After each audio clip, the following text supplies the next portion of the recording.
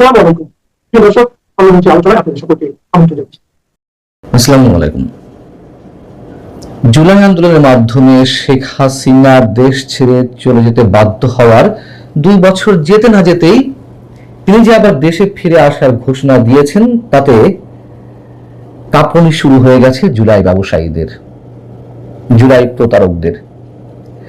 জুলাইকে পুঁজি করে যারা দিন রাত ব্যবসা করে গেছেন, মবের শাসন কায়েম করেছেন, জুলাই কোটায় নিয়োগ পাওয়া থেকে শুরু করে কোটি কোটি টাকার মালিক বনে গেছেন, তারা এখন দীর্ঘশ্বাস ফেলছেন, আক্ষেপের সাথে, হতাশার সাথে, অনেকে আতঙ্কের সাথে স্পষ্টত আমরা দেখতে পাচ্ছি। এবং গত কয়েকদিন ধরে আমরা তুমুল আকারে দেখলাম আওয়াজ তুলতে, জুলাই আন্দোলন নিয়ে কেউ কোনো কটূক্তি করলে তাদের বিরুদ্ধে শাস্তিমূলক ব্যবস্থা নেওয়ার জন্য রীতিমতো আলাদা আইন করার দাবি তুললেন।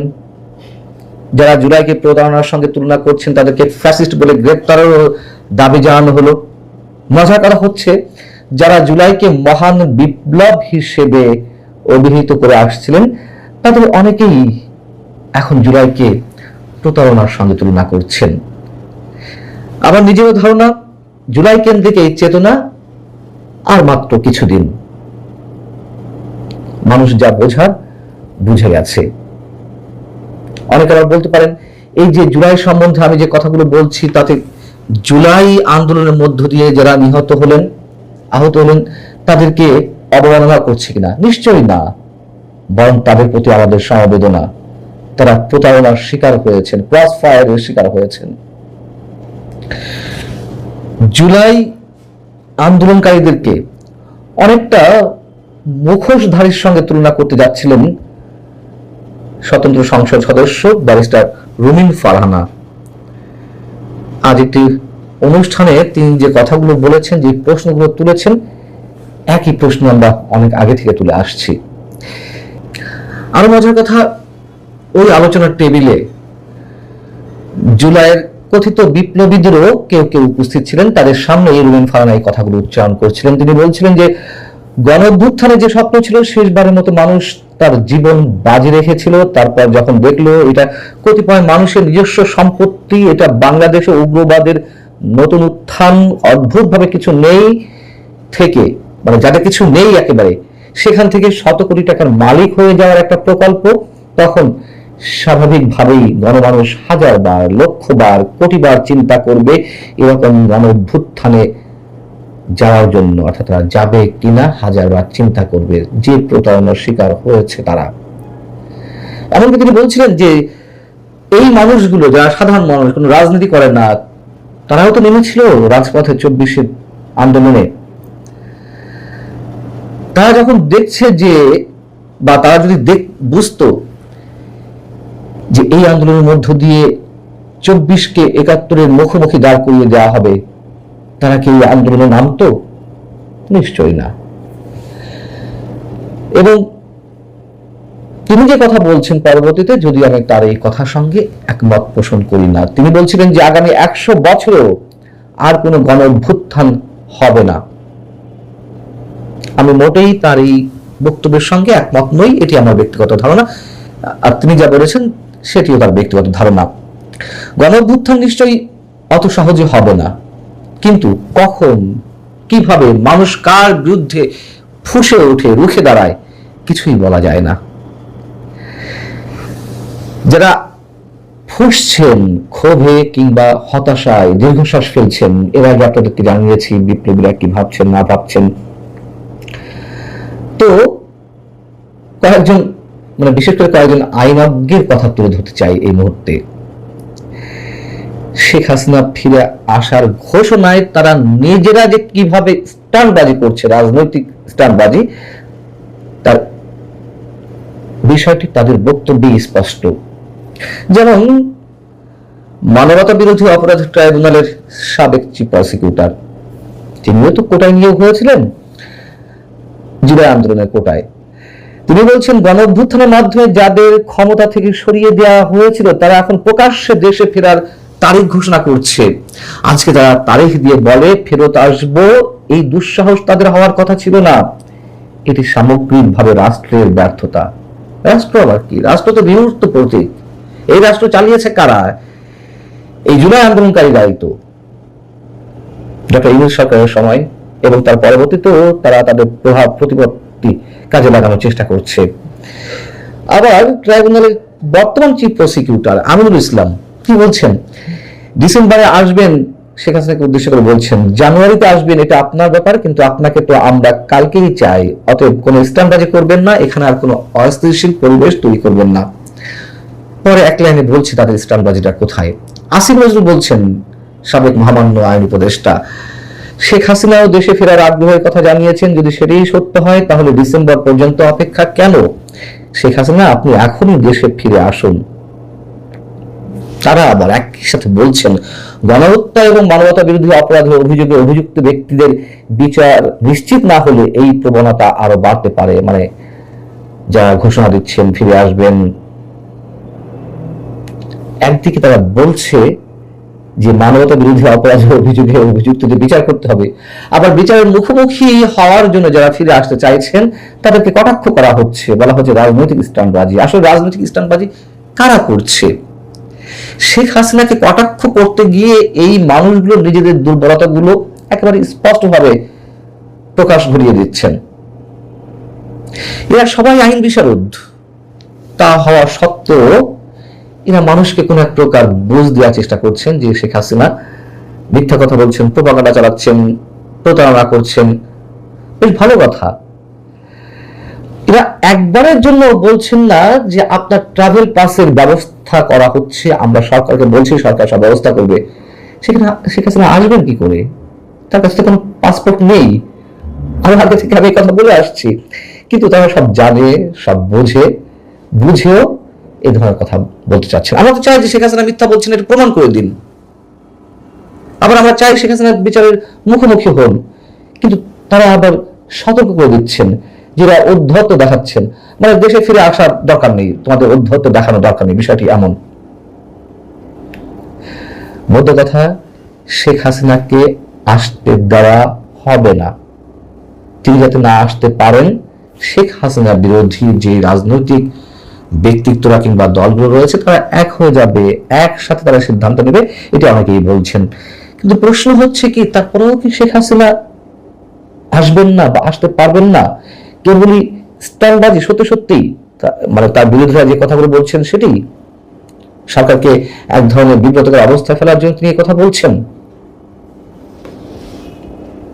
বললাম তো যে সেটি প্রমাণ করার জন্য সরকারেরই উদ্যোগ নিতে হবে।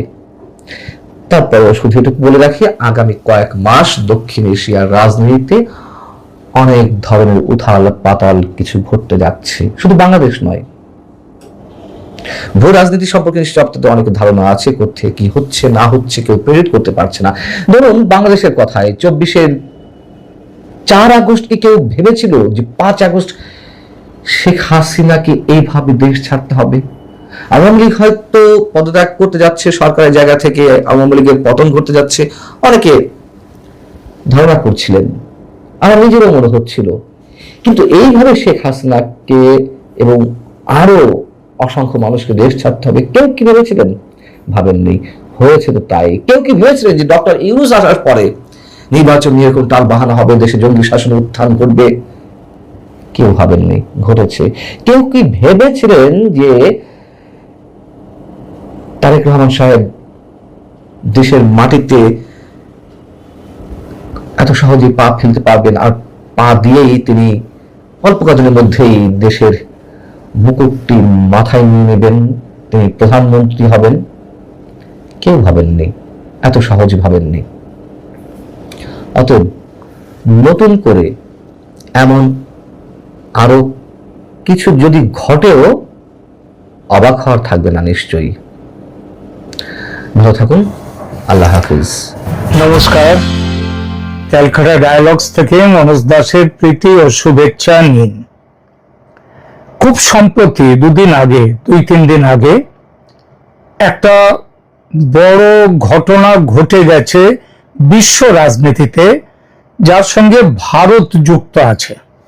খবরটা খুব একটা প্রচার আমি দেখিনি আমাদের এখানে সংবাদপত্রে অবশ্যই আছে ছোট করে, কিন্তু সোশ্যাল মিডিয়াতে, বিশেষত পশ্চিমবঙ্গের সোশ্যাল মিডিয়াতে এই খবরটা বড় কোনো জায়গা পেয়েছে বলে আমি অন্তত দেখতে পাইনি।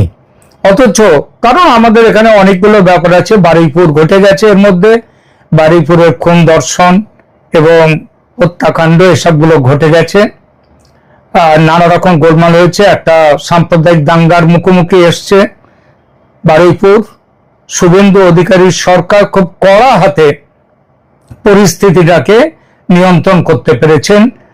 এটার জন্য এই খবরটা হয়তো এইসব নিয়েই ব্যস্ত থাকার জন্য এই খবরটা খুব বেশি করে উঠে আসেনি, কিন্তু উঠে আসার দরকার ছিল। খবরটি পশ্চিমবঙ্গের নয়, কিন্তু এটা ভারতের জন্য একটা খুব বড় খবর। খবরটা হচ্ছে ভারত কানাডার সম্পর্ক নিয়ে। এই সম্পর্ক আপনারা অনেকেই জানেন যে গত প্রায় 2.5 থেকে 3 বছর এই সম্পর্কের জন্য ভারত কানাডার যে যোগাযোগ এবং ভারত কানাডার সম্পর্ক সেটা খুব খারাপ জায়গায় পৌঁছেছিল। সেটা পৌঁছেছিল যে কারণে, সেই কারণগুলো নিয়ে এখন কিছু কথা বলবো এবং কেন সম্পর্কটা খারাপ হয়েছিল সেই বিষয়গুলো নিয়ে, কোথায় পৌঁছেছিল সম্পর্ক সেটা নিয়ে আলোচনা করব। দেখুন, ঘটনাটা ঘটেছিল 2023 সালের সেপ্টেম্বরে। হঠাৎ করে বিশ্ব রাজনীতিতে যাকে বলে একেবারে বিস্ফোরণ, সেইটা ঘটে গিয়েছিল। কানাডার প্রধানমন্ত্রী তখন জাস্টিন ট্রুডো, তিনি সংসদে দাঁড়িয়ে এমন একটি অভিযোগ করলেন যা শুধু ভারত কানাডা সম্পর্কই নয়, গোটা বিশ্বের কূটনৈতিক মহলকে নাড়া দিয়ে দিল। এবং এই নাড়া যে বিশ্বের কূটনৈতিক মহলকে নাড়া দিল, সেটা হচ্ছে ভারত সরকার এই রকম কাজ করতে পারে। মানে ভারতের যে ছবি সারা পৃথিবীতে ছিল, সেই ছবিটাকেই যেন ট্রুডো ধ্বংস করে দেওয়ার চেষ্টা করলেন। কি বলেছিলেন ট্রুডো? জাস্টিন ট্রুডো, কানাডার প্রধানমন্ত্রী, তিনি পার্লামেন্টে অভিযোগ করলেন ভারতের সরকারি এজেন্টদের সঙ্গে শিখ বিচ্ছিন্নতাবাদী হরদীপ সিং নিজ্জার হত্যার সম্ভাব্য যোগসূত্র রয়েছে, যার অর্থ বাংলা করে বলতে গেলে নিজ্জর হত্যা করেছে ভারতের এজেন্টরা, ভারতীয় এজেন্টরা। এটা কারা মনে করছে? জাস্টিন ট্রুডো বলেছিলেন এটা মনে করছে কানাডার পুলিশ। ভারত সঙ্গে সঙ্গে অভিযোগ অস্বীকার করেছিল, কারণ এই অভিযোগটা একটা রাষ্ট্র, তারা পাকিস্তান সম্পর্কে বলা হয় যে পাকিস্তান সন্ত্রাসবাদীদের নিয়ে ভারতে কি সব কাজকর্ম করছে সেগুলো বলা হয়, কিন্তু পশ্চিমী দুনিয়ায় ভারতের পরিচয় শান্তিপ্রিয় একটি দেশ হিসেবে।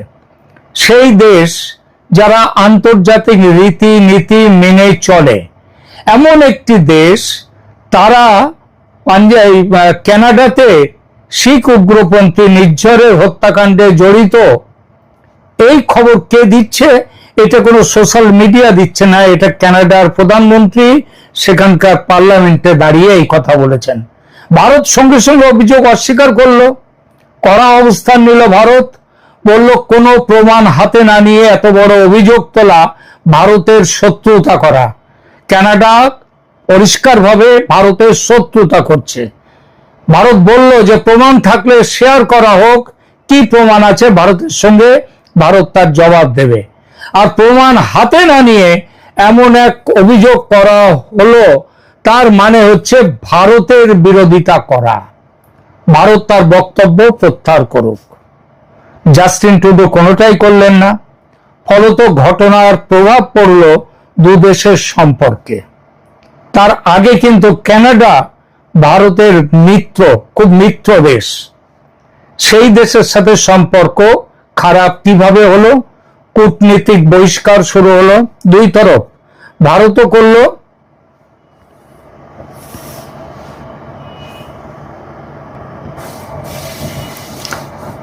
কানাডা কূটনীতিক বহিষ্কার করলো, ভারতও কূটনীতিক বহিষ্কার করলো। ভিসা বন্ধ করলো দুই দেশের সম্পর্ক প্রায় তলানিতে পৌঁছে গেল।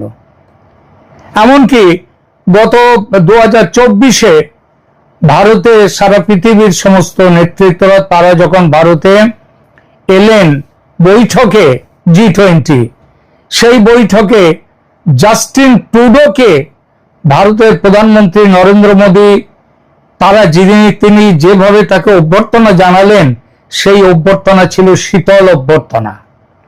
কিন্তু আজকে মাত্র কয়েক বছরের মধ্যেই, 3 বছরের মধ্যেই সেই কানাডাই আজ কেন ভারতের সঙ্গে সম্পর্ক স্বাভাবিক করতে চাইছে? কেন নতুন প্রধানমন্ত্রী কানাডার মার্ক কার্নে তিনি হাঁটছেন জাস্টিন ট্রুডোর একেবারে উল্টো পথে? কেন ভারতের সঙ্গে নতুন অধ্যায় শুরু করতে চাইছেন মার্ক কার্নে, কানাডার বর্তমান প্রধানমন্ত্রী? আর কেনই বা শুধু ভারত কানাডা নয়, মার্কিন তদন্তে পর্যন্ত, আমেরিকাও এই বিষয়টা তদন্ত করেছিল, আমেরিকা সেই তদন্তে পেয়েছে 2 জন ভারতীয়কে এই খুনের পেছনে পেয়েছে, এই হত্যাকাণ্ডের পেছনে পেয়েছে। কিন্তু তাদের নাম হচ্ছে গোল্ডি ব্রার আর লরেন্স বিষ্ণোই। তাদেরকে পেয়েছে, তাদেরকে আমেরিকার আদালত, আমেরিকার সরকার তাদেরকে অভিযুক্ত করেছে ঠিকই, কিন্তু কানাডার জাস্টিন ট্রুডোর ভাষায় ভারতের সরকারের সঙ্গে তাদের যোগাযোগ, তারা ভারতের এজেন্ট হয়ে নির্ঝরকে খুন করেছে, এই কথা আমেরিকা আর বলছে না। তখন কিন্তু আমেরিকা চুপ ছিল ট্রুডো যখন বলেছিলেন এই কথা। আজ কেন এই যে হলো, এই ঘটনার আজকের যে পরিস্থিতিটা তৈরি হলো, সেটা কেন, এই গোটা ঘটনাটা আমরা বিশ্লেষণ করব এই প্রতিবেদনে। প্রথমে অল্প করে বলি, কে ছিলেন নির্ঝর? তার পুরো নাম হরদীপ সিং নির্ঝর। ছিলেন কানাডার নাগরিক, শিখ, বুঝতেই পারছেন। কিন্তু ভারত তাকে বহু বছর ধরেই খালিস্তানপন্থী জঙ্গি হিসেবে চিহ্নিত করেছিল। খালিস্তানপন্থী জঙ্গিরা তারা ভারত থেকে বিচ্ছিন্ন হয়ে ভারতের মধ্যে শিখদের নিয়ে আলাদা রাষ্ট্র করতে চায়। ভারতের অভিযোগ কি ছিল? এই হরদীপ সিং নির্ঝর কানাডায় বসে ভারতের বিরুদ্ধে বিচ্ছিন্নতাবাদী কার্যকলাপ চালাতেন। ভারত একাধিকবার তার বিরুদ্ধে ব্যবস্থা নেওয়ার অনুরোধ করেছিল কানাডাকে। আমেরিকাতেও খালিস্তানপন্থীদের বেশ কিছু, তাদের সেখানটাও শক্তি আছে। তারা আমেরিকাকেও ভারত বলেছে তাদের খালিস্তানপন্থীদের ব্যাপারে তারা সতর্ক হতে। কিন্তু কানাডা বলেছিল কি, ভারতের অভিযোগ আদালতে টিকবে এমন কোনো প্রমাণ তাদের কাছে নেই। অর্থাৎ খালিস্তানপন্থী জঙ্গিরা কানাডায় এইসব কাজ করছে ভারত বিরোধী, এর কোনো প্রমাণ তারা পায়নি। আর কথা বলে জাস্টিন ট্রুডোর সরকার খোলা ছুট দিয়ে রেখেছিল খালিস্তানি জঙ্গিদের কানাডাকে হেডকোয়ার্টার হিসেবে ব্যবহার করে বিচ্ছিন্নতাবাদী খালিস্তানি জঙ্গি আন্দোলনকে ভারতে ছড়িয়ে দিতে। তারা কোটি কোটি ডলার তারা পাঠিয়েছে ভারতে। ভারতের বিভিন্ন আন্দোলনে তারা ওখান থেকে অর্থ সাহায্য দিয়েছে। তাদের লোকজন খালিস্তানিরা এসে এই যে কৃষি বিদ্রোহ, কৃষি আন্দোলন হলো, তার পেছনে কানাডার খালিস্তানিদের বড় ভূমিকা। এই যে কেজরিওয়ালের আম আদমি পার্টি, তারা পাঞ্জাবে তারা যে ক্ষমতায় এসছে, তাদের পেছনেও ছিল এই শিখ উগ্রপন্থী যারা কানাডায় আছে, অন্যান্য দেশে আছে, তাদের সাহায্য। তারা সব রকমের সাহায্য করেছে, অর্থ সাহায্য থেকে সবকিছু। তো 18 জুন 2023-এ কানাডার একটি প্রদেশ, তার নাম হচ্ছে ব্রিটিশ কলম্বিয়া, সেই ব্রিটিশ কলম্বিয়ার অন্তর্ভুক্ত একটি শহরের নাম সারে। এই সারের একটি গুরুদ্বারের সামনে, শিখদের ধর্মস্থান গুরুদ্বার, তার সামনে গুলি করে হত্যা করা হয় নির্ঝরকে। প্রথমে মনে করা হয়েছিল এটা হয়তো গ্যাং ওয়ার, মানে বিভিন্ন গ্যাং থাকে না গুন্ডাদের, সেই গুন্ডাদের গ্যাং ওয়ার, সেভাবেই দেখা হচ্ছিল হত্যাকাণ্ডটি। কিন্তু 3 মাস পরে সবকিছু পাল্টে যায়। মাস 3 পরে কানাডার জাতীয় সংসদে কানাডার প্রধানমন্ত্রী জাস্টিন ট্রুডো বললেন তাদের কাছে এমন তথ্য এসেছে যা ভারতীয় সরকারি এজেন্টদের তারা যে এই খুনের পেছনে যুক্ত ছিল তার ইঙ্গিত দিচ্ছে। অর্থাৎ এই কাণ্ড, ভারত হত্যাকাণ্ড, ভারত করিয়ে থাকতে পারে এমন ধারণা করার যথেষ্ট প্রমাণ তারা পেয়েছে। ভারত প্রমাণ চাইছে, কিন্তু আবার সে প্রমাণ দেবে না। এটা ঠিকই যে ট্রুডো নিশ্চিতভাবে বলেননি ভারত করেছে, কিন্তু তিনি বলেছেন credible allegations of A potential link, অর্থাৎ ভারতের সংযোগের একটা ক্রেডিবল অ্যালিগেশনস, বিশ্বাসযোগ্য অভিযোগ পাওয়া যাচ্ছে। অর্থাৎ সম্ভাব্য যোগসূত্রের বিশ্বাসযোগ্য অভিযোগ কানাডা পেয়েছে। কিন্তু মনে রাখতে হবে, সংসদে দাঁড়িয়ে একটি দেশের সরকার প্রধানের মুখ থেকে আরেকটি দেশ সম্পর্কে এমন কথা বেরিয়ে আসা কম গুরুত্বপূর্ণ নয়। এটা খুব বড় অভিযোগ, কারণ সংসদ কোনো চায়ের দোকান নয় যে যা খুশি বলে দেয়া যায়। ফলে এখান থেকেই শুরু হয় ভারত ও কানাডার মধ্যে এক অভূতপূর্ব কূটনৈতিক সংঘাত। ভারত বলেছিল, ভারতের বক্তব্য খুব পরিষ্কার ছিল, প্রমাণ থাকলে আপনাদের হাতে দিন, আমরা তার উত্তর দেব। শুধু অভিযোগ নয়, অভিযোগ করলে চলবে না, এভিডেন্স চাই। তারপর যা ঘটলো আগেই বলেছি, দুই দেশ কূটনীতিক বহিষ্কার করলো, বাণিজ্যিক আলোচনা থমকে গেল, ভিসা পরিষেবা সীমিত হয়ে গেল। G20-র সময় ট্রুডো এসেছিলেন ভারতে এবং সম্পর্ক আরো এগোতে পারত, কিন্তু এগোলো না তো বটেই, বরং আরো ভেঙে পড়ল। খুব স্বাভাবিকভাবেই একটা প্রশ্ন ওঠে এখানে, ট্রুডো কেন এত বড় ঝুঁকি নিলেন? এই প্রশ্নটা সবচেয়ে গুরুত্বপূর্ণ। কানাডার রাজনীতিতে শিখ সম্প্রদায়ের একটা খুব বড় প্রভাব রয়েছে, বিশেষ করে ব্রিটিশ কলম্বিয়া এবং অন্টারিও, এই দুটো প্রদেশে এই প্রভাব খুব বেশি।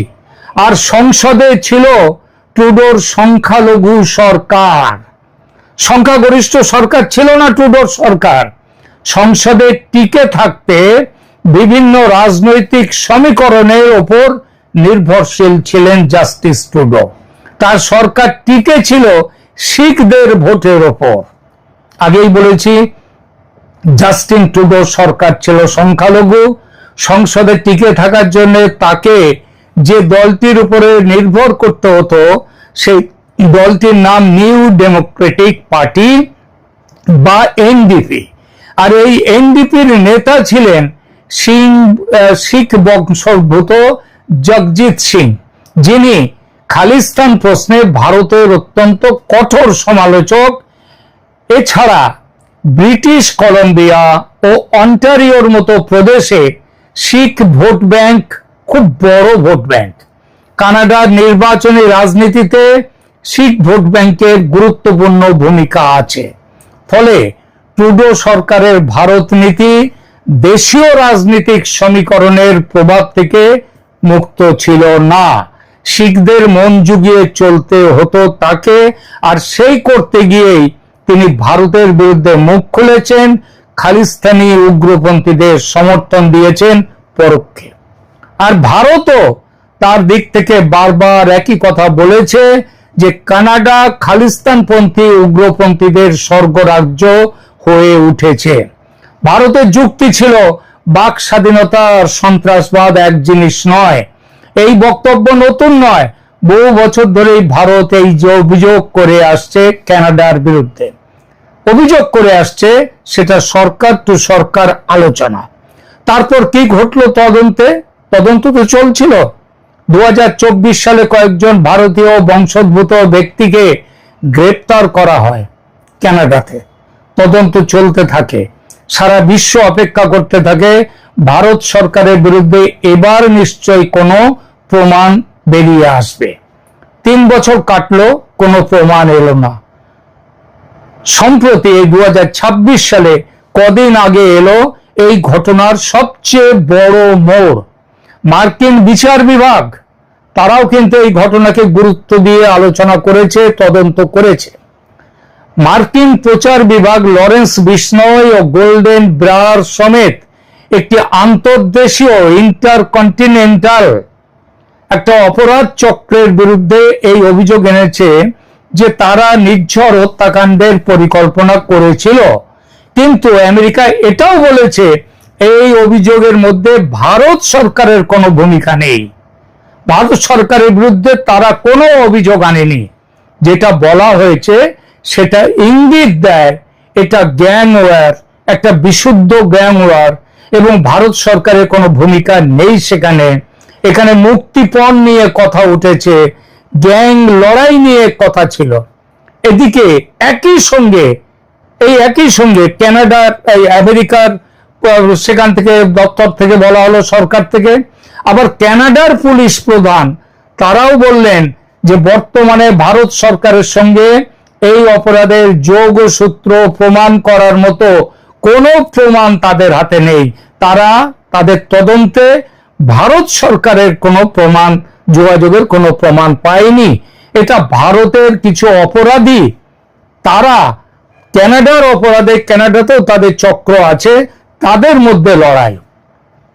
আজ এইখানে ঘটনাটি যে এসে পৌঁছেছে তার পেছনে আন্তর্জাতিক কূটনীতি ও কানাডার দেশীয় রাজনীতির একটা বড় ভূমিকা আছে। জাস্টিন ট্রুডো সরকারের পতন হয়েছে, কানাডার প্রধানমন্ত্রী হয়েছেন মার্ক কার্নে খুব দ্রুত বুঝতে পেরেছেন ভারতকে দূরে রেখে ইন্দো প্যাসিফিক নীতি এগোনো কঠিন। ভারত বিশ্বের দ্রুততম বর্ধনশীল বড় অর্থনীতিগুলোর একটি। ক্রিটিক্যাল মিনারেলস, প্রযুক্তি, শিক্ষা, সরবরাহ শৃঙ্খল সব ক্ষেত্রেই ভারতের গুরুত্ব আজ থেকে কয়েক বছর আগেও যা ছিল তার থেকে বহু গুণ বেড়েছে। ফলে কারণে তিনি মুখোমুখি সংঘাতের বদলে প্র্যাগম্যাটিক এনগেজমেন্ট, যাকে বলে বাস্তববাদী সম্পর্ক তৈরি, সেই পথে হেঁটেছেন। তিনি নজর দিয়েছেন কোর্স কারেকশনের দিকে, ভারতের সাথে সম্পর্কের উন্নতি। এই কোর্স কারেকশন কিভাবে হলো? প্রথম পদক্ষেপ হচ্ছে কানাডা সরকার, কানাডাতে যে খালিস্তানপন্থী উগ্রপন্থীরা রয়েছে তাদের ওপর তারা সেই যাকে বলে হাত শক্ত করেছে, তাদের উপরে তীক্ষ্ণ নজর রেখেছে। বেশ কিছু খালিস্তানি উগ্রপন্থীকে তারা গ্রেপ্তার করেছে এবং তারা ওই উগ্রপন্থী শিখ যে ভোট ব্যাংক, সেই ভোট ব্যাংকের দিকে তারা তাকাচ্ছে না। এছাড়া ভারতের সঙ্গে উচ্চ পর্যায়ের সংলাপ পুনরায় শুরু করেছেন তিনি। আরেকটা পদক্ষেপ হচ্ছে, দেখবেন এই প্রসঙ্গে G7 যে বিশ্বের কিছু বড় দেশের যে সংগঠন, তার সদস্য না ভারত নয়, কিন্তু ভারত তার সদস্য না হওয়া সত্ত্বেও ট্রাম্পের মতামত না নিয়েই প্রধানমন্ত্রী নরেন্দ্র মোদীকে আমন্ত্রণ জানিয়েছিলেন G7 এর বৈঠকে গত বছর। মনে রাখবেন অপারেশন সিন্দুর নিয়ে তখন কিন্তু ট্রাম্প এবং মোদীর মন কষাকষি চলছিল চূড়ান্ত পর্যায়ে।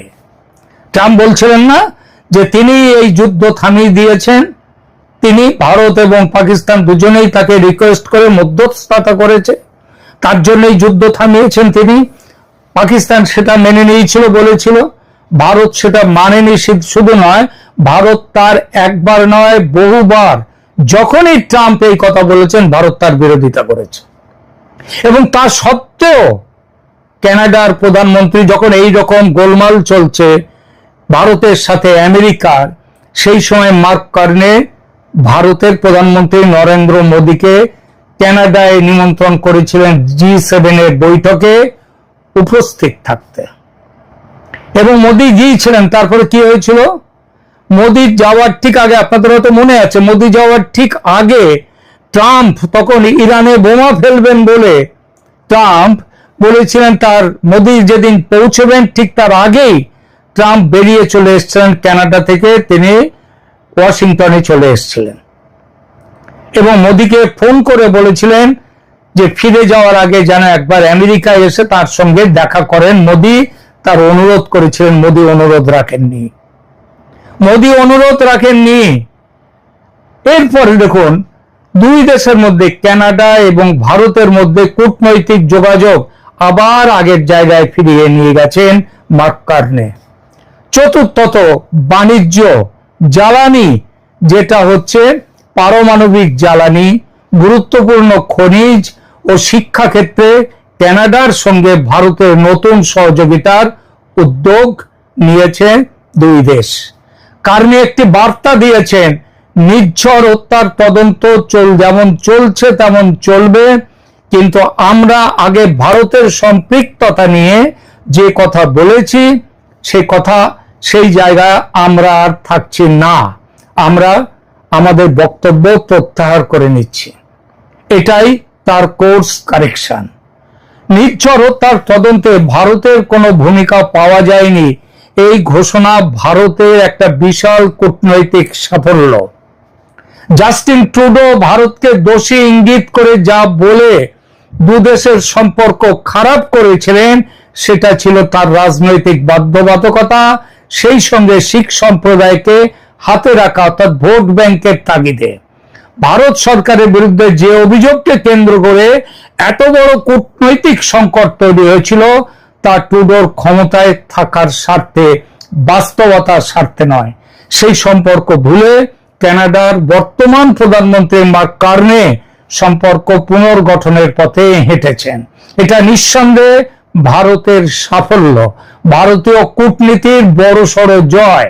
এই পরিবর্তনকে অনেক আন্তর্জাতিক বিশ্লেষক ভারতের কূটনৈতিক অবস্থান আরো ক্রমশই যে শক্তিশালী হচ্ছে এবং হয়ে উঠেছে সেই ইঙ্গিত দিচ্ছেন। প্রিয় দর্শক, আন্তর্জাতিক কূটনীতিতে আবেগের জায়গা খুব কম, সেখানে শেষ কথা বলে জাতীয় স্বার্থ। জাস্টিন ট্রুডোর সময় কানাডা ভারতকে প্রকাশ্যে অভিযুক্ত করেছিল, মার্ক কার্নে তার সময় সেই কানাডায় সম্পর্ক স্বাভাবিক করবার জন্য আগের সেই অভিযোগকে প্রত্যাহার করলেন। নির্ঝর হত্যার তদন্ত চলবে, আদালত সিদ্ধান্ত নেবে, কিন্তু একই সঙ্গে বাস্তবতাও স্পষ্ট। ভারতের মতো একটি উদীয়মান শক্তির সঙ্গে দীর্ঘমেয়াদী সংঘাত বজায় রাখা কানাডার পক্ষেও সহজ নয়। সময়ই বলবে আদালতের চূড়ান্ত রায় এই ব্যাপারে কি আসে। কিন্তু আজ পর্যন্ত যে তথ্য সামনে এসেছে তা দেখায় এই বিতর্কের কূটনৈতিক অধ্যায়ে ভারত একটি গুরুত্বপূর্ণ জয় অর্জন করেছে, আর মার্ক কার্নে সেই সম্পর্ককে নতুন ভিত্তির উপরে দাঁড় করাবার চেষ্টা করছেন। প্রিয় দর্শক, আপনাদের কি মনে হয়, ট্রুডো কি ব্যক্তিগত রাজনৈতিক স্বার্থে এমন অভিযোগ করেছিলেন? মন্তব্যে আপনার মতামত জানান। ভিডিওটি ভালো লাগলে লাইক, শেয়ার ও সাবস্ক্রাইব করতে ভুলবেন না। দেখা হবে পরের পর্বে। ধন্যবাদ।